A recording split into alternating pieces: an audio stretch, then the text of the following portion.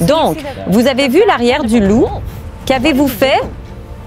Eh bien, je courais déjà à ce moment-là, donc il y avait vraiment, c'était vraiment une question d'instinct. À la recherche des loups les plus grands et les plus puissants jamais observés. Telle était la mission. Mais récemment, des experts pensent avoir identifié un spécimen hors norme. Un loup dont le poids dépasserait les 90 kg. Et ce n'est qu'un début, car les images capturées révèlent quelque chose de bien plus impressionnant. Peut-être même le plus grand loup jamais filmé. J'ai mon ami au Colorado et ils ont lâché des loups près de son terrain. Sérieux? Ce qui au départ semblait n'être qu'une exploration autour du mythe du grand méchant loup nous a confrontés à une réalité troublante. La plus grande espèce de loup ne relève pas de la légende. Elle existe bel et bien. Et elle vit ici, en Amérique du Nord, le loup gris. Mais voici ce qui glace le sang. Ce loup ne se contente pas de chasser. Il court plus vite que certaines voitures. Mais avant de commencer notre classement, écoutez cette histoire incroyable. Celle d'une famille qui a vécu l'inimaginable. Une famille du New Jersey est partie en camping dans le parc national de Banff, au Canada, un voyage qu'ils n'oublieront jamais. Il était environ 1h du matin quand un loup a déchiré leur tente. Et selon eux, c'était comme une scène tout droit sortie d'un film d'horreur. Je me suis réveillé vers minuit 30 et nous avons entendu juste une agitation du site d'à côté. Et ça ressemblait à quelqu'un qui avait perdu un enfant et nous avons tout de suite pensé enfant encore et encore. Matthew Rispoli, le père, n'a même pas eu le temps de réfléchir avant qu'un loup de 68 kilos ne se jette sur lui. Il était massif et agressif, essayant de le tirer hors de la tente pendant que sa femme et ses 2 jeunes enfants hurlaient. Matthew s'est battu de toutes ses essayant de protéger sa famille et de repousser le loup, même quand celui-ci l'a mordu. Ça semblait être une bataille perdue d'avance jusqu'à ce que leur voisin de camping, Russ Fee, entende le chaos. Russ s'est précipité, pieds nus, et a donné un coup de pied assez fort dans le flanc du loup pour qu'il lâche Matthew et s'enfuit. Il était en assez mauvais état. Il y avait des entailles assez évidentes sur son bras. Oui, donc il avait du sang surtout sur un côté de tout son corps. Mais il était, comme je l'ai dit, plein d'adrénaline, donc il courait partout, il ramassait des trucs, donc oui, il était un peu mal en pointe, mais il a fait des choses incroyables. La famille a réussi à sortir de la tente et à se mettre en sécurité. Matthew était gravement blessé avec des morsures et des griffures, mais il a survécu grâce à son courage et à la rapidité de Russ. Par la suite, les autorités de la faune ont traqué le loup et ont conclu qu'il était en mauvaise santé, ce qui l'a probablement rendu plus désespéré et agressif que d'habitude. Maintenant, y a-t-il plus à savoir sur ces créatures féroces mais majestueuses? La science nous dit qu'elles ont des qualités qu'aucun autre animal du règne animal ne possède. Numéro 9. Les super-pouvoirs du loup. Les loups peuvent devenir vraiment énormes, bien plus grands que ceux qu'on voit dans les documentaires. Un grand loup peut mesurer environ 0,9 mètres de haut à l'épaule, comme un berger allemand sous stéroïdes. Du museau à la queue, ils font environ 1,80 m de long, soit la longueur d'une personne de grande taille allongée. Et en ce qui concerne le poids, les plus gros peuvent atteindre jusqu'à 79 kg, ce qui est plus lourd que beaucoup d'humains adultes. Et c'est pourquoi, dans la nature, les loups sont comme les meilleurs athlètes et des centrales sensorielles. Ils ont des qualités étranges mais puissantes que les scientifiques qualifient de super-pouvoirs. D'abord, ils peuvent atteindre des vitesses de pointe de 56 à 64 km/h en courte rafale lorsqu'ils poursuivent une proie. Mais ce qui les distingue vraiment, c'est leur endurance. À un trot régulier d'environ 8 km/h, ils peuvent parcourir jusqu'à 48 km en une seule journée sans se fatiguer. Cela explique comment ils chassent leur proie sur de vastes territoires. Les loups ont également une force de morsure d'environ 400 PSI, assez puissante pour broyer des os et immobiliser une proie qui se débat. Certaines recherches suggèrent même que leur force de morsure peut atteindre jusqu'à 1200 PSI, selon la taille du loup et le contexte de la morsure. Leur capacité auditive est aussi un super pouvoir que personne ne semble comprendre. Ils peuvent détecter des sons jusqu'à une fréquence de 25 kHz, certains chercheurs suggérant un maximum de 80 kHz. Cela signifie qu'ils peuvent entendre des sons à 9,6 km de distance dans la forêt et jusqu'à 16 km en terrain ouvert. Ce sens aigu de l'ouïe est absolument crucial pour la communication au sein de la meute et pour détecter des proies ou des menaces potentielles à grande distance. L'odorat des loups est hautement développé et leur permet de détecter une proie à environ 2,7 km sous des conditions favorables. C'est ainsi qu'ils traquent leur proie, identifient d'autres loups et naviguent dans leur environnement, peu importe le danger devant ou derrière eux. Les loups ne sont pas seulement physiquement redoutables, ils sont aussi intelligents et sociaux. Ils vivent dans des meutes structurées avec des hiérarchies claires dirigées par un couple alpha. Et ils ne partent pas simplement à la recherche de proies, ils s'engagent dans une chasse coordonnée, ce qui nous amène au comportement des loups. Et devinez quoi? Les loups ne sont pas ce qu'on pensait qu'ils étaient. Numéro 8, ceux qu'on nous a cachés. Quand on pense aux loups, on imagine un loup solitaire hurlant à la pleine lune. En réalité, les loups ne hurlent pas à la lune. En fait, les hurlements ne sont pas les seuls sons qu'ils produisent. Ils ont tout un langage composé d'autres sons et de mouvements corporels qui maintient leur meute comme une famille. Commençons par les sons. Dans la nature, c'est presque comme s'ils faisaient de la musique avec une gamme vocale qui inclut des hurlements, des grognements, des aboiements et même des gémissements. Dans cette vidéo, par exemple, le loup n'a presque pas fait de bruit. Oh, he kind of is. He's making like a soft sound. Tout ce qu'il a eu à faire, c'est laisser échapper un léger bêlement, presque comme un murmure, et sa meute est venue en courant vers lui. Quand un loup appelle d'autres loups dans un rayon d'1,5 km, le reste de la meute répond avec une compréhension parfaite et précise. C'est parce que chaque hurlement de loup est unique. Aucun loup ne sonne comme un autre, tout comme une empreinte digitale humaine. Maintenant, les grognements et les grondements sont la version loup d'un panneau « recul ». Si un loup veut affirmer sa dominance ou revendiquer un repas, un grognement profond fait passer le message. D'un autre côté, ils gémissent et pleurnichent pour attirer l'attention ou montrer de la timidité. C'est surtout courant chez les louveteaux, car les grands méchants loups n'ont rien à craindre. Et puis, il y a le langage corporel, et les loups sont des maîtres en la matière. Un loup dominant se tient droit, la tête haute, la queue relevée comme un patron. Mais un loup soumis, c'est tout le contraire. Queue rentrée, corps bas, évitant le contact visuel. Même leur queue raconte une histoire. Si elle remue ou est relevée, ce loup est confiant. Si elle est baissée ou rentrée, pas tellement. Les loups utilisent aussi leur visage pour communiquer. Si l'un montre ses dents ou fronce son museau, vous l'avez vraiment mis en colère. Et si vous vous demandez ce que fait le loup alpha, eh bien, ça n'existe pas.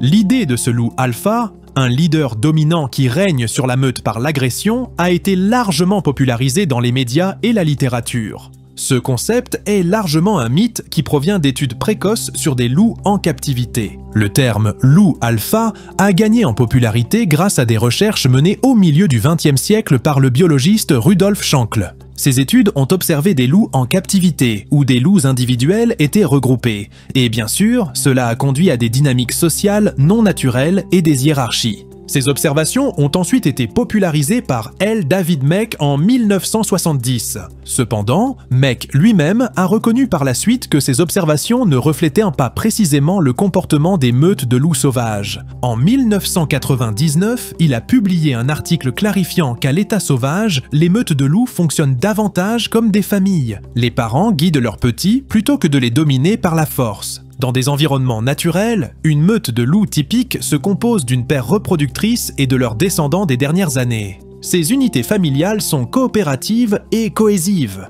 Les soi-disant loups alpha sont simplement la mère et le père, guidant leurs jeunes et leur enseignant des compétences essentielles de survie. Cette structure est très similaire à celle d'une famille humaine, où les parents prennent soin et guident leurs enfants sans avoir besoin de démonstrations agressives d'autorité. L'idée du loup alpha venait d'observations de loups en captivité qui n'étaient pas apparentés. Et le plus vieux exerçait une autorité par l'agression, forcé de rester pertinent. Et comme tant de questions ont été soulevées à propos des loups en captivité, autant nous y intéresser et voir à quoi ressemble leur vie hors de la nature. Numéro 7. Les loups en captivité. Les loups en captivité partagent de nombreux traits avec leurs homologues sauvages, mais l'environnement captif fait ressortir des caractéristiques assez inhabituelles. Dans la nature, les loups vivent généralement entre 5 et 8 ans en raison de menaces comme les maladies, la famine et les conflits. En captivité, avec des repas réguliers et des soins médicaux, ils peuvent vivre jusqu'à 15 ans ou plus. Les loups captifs ont également démontré leur capacité à apprendre des humains. Des études montrent qu'ils peuvent observer et reproduire des tâches démontrées par des humains, ce qui indique un niveau d'apprentissage social que l'on croyait exclusif aux chiens domestiques. Les loups sont des animaux intrinsèquement sociaux, mais la captivité peut en réalité modifier les dynamiques de leur meute. Dans des espaces confinés, ils peuvent montrer plus d'agressivité en raison du stress et du manque d'espace. La captivité peut aussi pousser les loups à hurler plus fréquemment, peut-être par ennui ou en réponse à des stimuli environnementaux comme des sirènes. Maintenant, permettez-moi de vous présenter l'un des plus grands loups captifs ayant jamais vécu,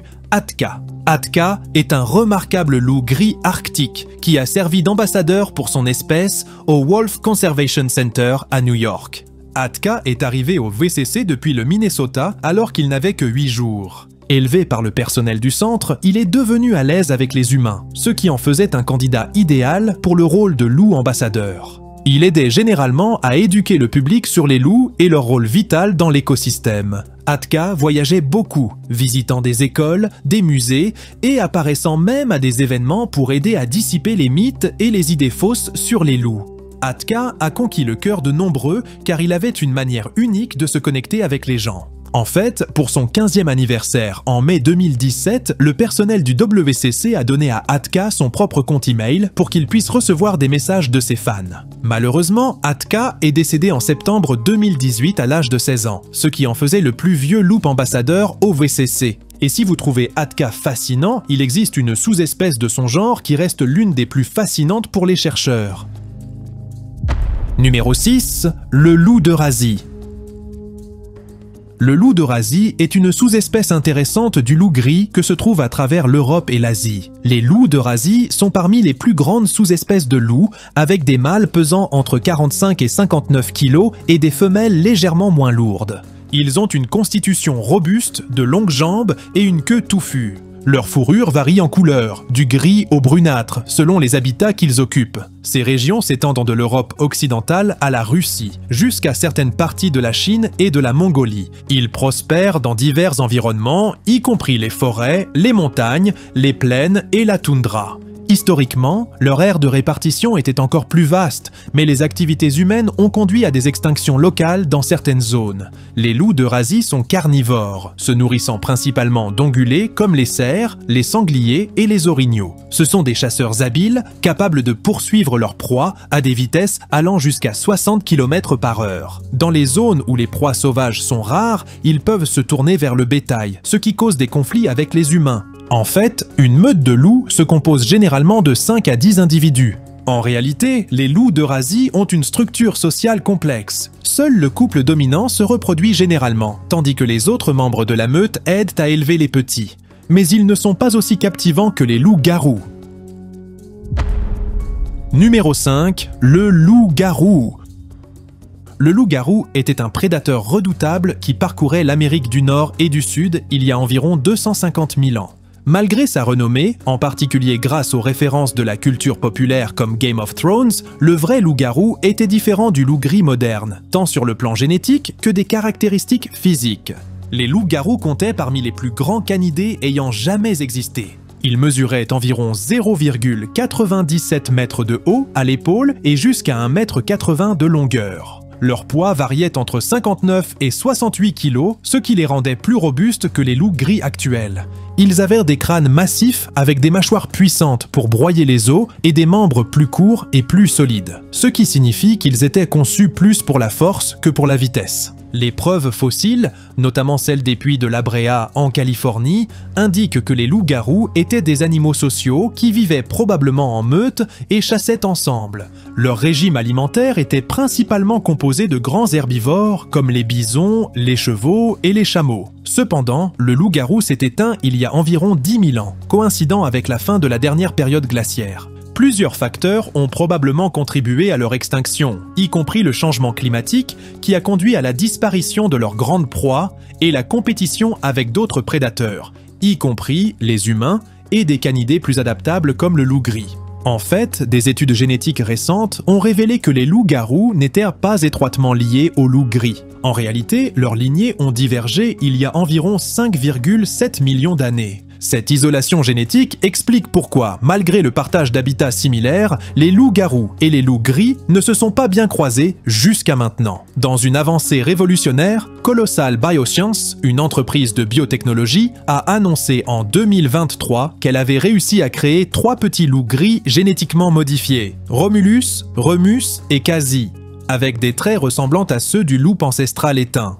En utilisant des techniques avancées d'édition génétique, les scientifiques ont modifié 46 gènes dans l'ADN de loup gris pour exprimer 20 caractéristiques du loup ancestral. Ces petits sont nés via des mères porteuses canines et sont actuellement étudiés dans une réserve contrôlée.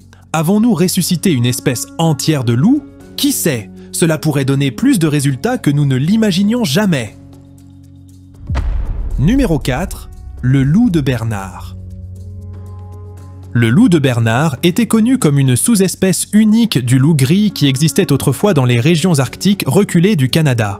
Plus précisément, il habitait les îles de Banks et de Victoria dans les territoires du Nord-Ouest. Il a été découvert en 1843 par le zoologiste Rudolf Martin Anderson, mais nommé d'après Peter Bernard et son neveu Joseph F. Bernard. Ces explorateurs ont collecté la peau et le crâne d'un loup mâle adulte lors de leurs expéditions arctiques et les ont ramenés au Musée national du Canada où ils ont été officiellement classés comme sous-espèce. Physiquement, le loup de Bernard était impressionnant. Il mesurait environ 1,80 m de long et se tenait à environ 1,20 m de haut à l'épaule. Le poids du loup variait entre 45 et 54 kg. Il avait une fourrure épaisse blanche avec une bande noire le long de son dos, ce qui offrait un excellent camouflage dans l'environnement enneigé de l'Arctique. En termes de comportement et de régime alimentaire, le loup de Bernard était similaire à d'autres loups gris. Il a probablement vécu en meute et a chassé de grands animaux à sabots comme le caribou. Les scientifiques affirment que la structure sociale de ces meutes aurait été complexe, avec une hiérarchie facilitant la chasse coopérative et l'élevage des petits. Cependant, ceux-ci se sont complètement éteints, probablement entre 1918 et 1952, principalement en raison de la chasse excessive. En parlant de l'influence humaine, nous avons totalement anéanti une autre espèce de loup, une qui aurait évolué pour devenir l'une des plus puissantes. Numéro 3. Le loup de la péninsule de Kenai.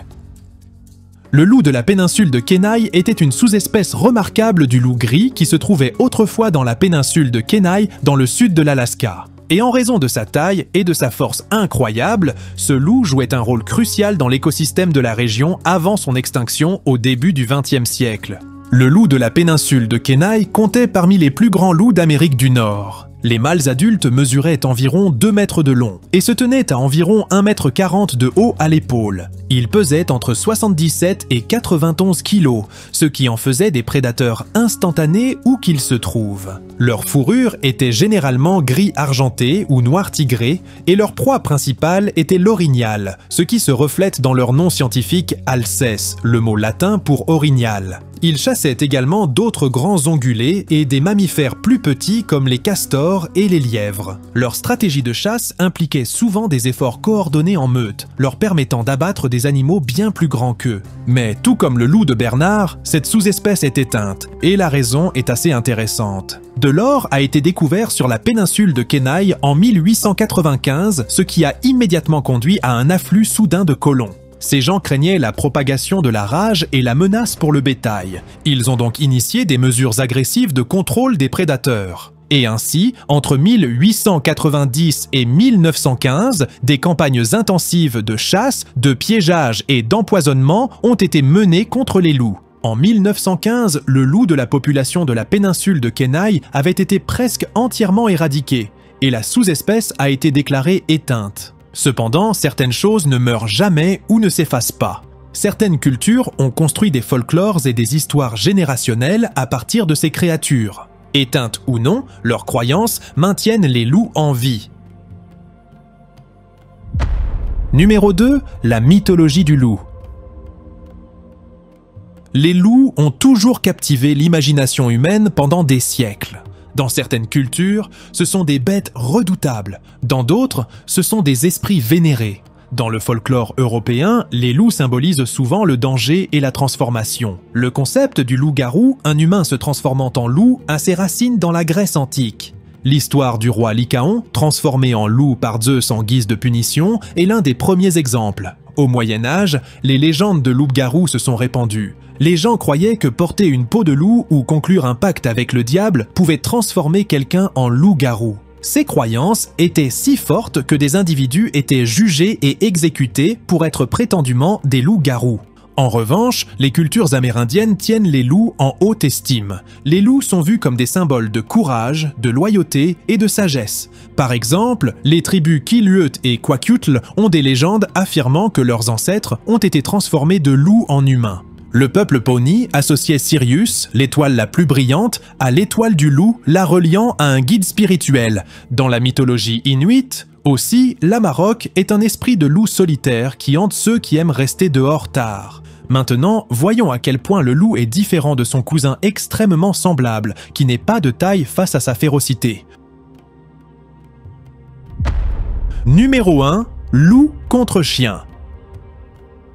Il est évident que les loups et les chiens domestiques sont liés d'une certaine manière. Ils partagent environ 99,9% de leur ADN. Mais malgré cette similitude génétique, des milliers d'années de domestication ont conduit à de nombreuses différences dans leur comportement, leur apparence et leur mode de vie. Nous savons tous que les loups sont généralement plus grands et plus robustes que les chiens domestiques, ils ont des crânes plus grands, des pattes plus longues et des pattes plus larges. Ce sont des adaptations qui soutiennent leur chasse et leur survie dans la nature. Leurs dents sont également plus grandes et plus acérées, adaptées pour déchirer la viande et broyer les os. L'une des différences les plus flagrantes réside dans leur comportement social. Les loups vivent dans des meutes structurées avec une hiérarchie claire, souvent dirigée par un couple alpha. C'est ainsi qu'ils chassent et élèvent leurs petits. Les chiens domestiques, en revanche, se sont adaptés à vivre avec les humains et ne forment pas généralement de structure sociale aussi rigide. Ils considèrent souvent leurs familles humaines comme leur meute et se tournent vers elles pour des conseils. Les styles de communication diffèrent également. Les loups utilisent principalement des hurlements, le langage corporel et les expressions faciales pour communiquer au sein de leur meute. Les chiens, en revanche, ayant évolué aux côtés des humains, ont développé une gamme plus large de vocalisation, y compris des aboiements, des gémissements et des grognements, pour s'exprimer et interagir avec les gens. Les chiens domestiques ont évolué pour être plus attentifs aux signaux humains. Des études montrent que les chiots de chiens sont meilleurs pour suivre les gestes humains, comme pointer du doigt, comparé aux louveteaux. Bien qu'il y ait des loups captifs qui ont appris des humains depuis leur naissance, dans la nature, ils ont tendance à être plus prudents et moins confiants, surtout avec les étrangers. Maintenant, si un chien et un loup devaient s'affronter, le résultat dépendrait de plusieurs facteurs. Si le chien est significativement plus grand et plus fort, il pourrait avoir un avantage. Mais en réalité, les loups ont plus d'expérience dans le combat et la chasse, contrairement à de nombreux chiens qui n'ont pas été conçus pour le combat. De plus, les loups ont généralement une morsure plus forte, donc même un gros chien pourrait ne pas faire le poids. Plus nous en apprenons sur notre règne animal, plus nous découvrons de secrets. Et en parlant de découverte, la renaissance de l'espèce des loups-garous pourrait réserver plus de surprises que nous ne l'imaginions jamais. Si vous aimez les loups, donnez un pouce en l'air à cette vidéo et partagez-la avec votre meute. Et n'oubliez pas de cliquer sur le bouton d'abonnement pour ne pas manquer notre prochaine aventure dans le règne animal. À la prochaine!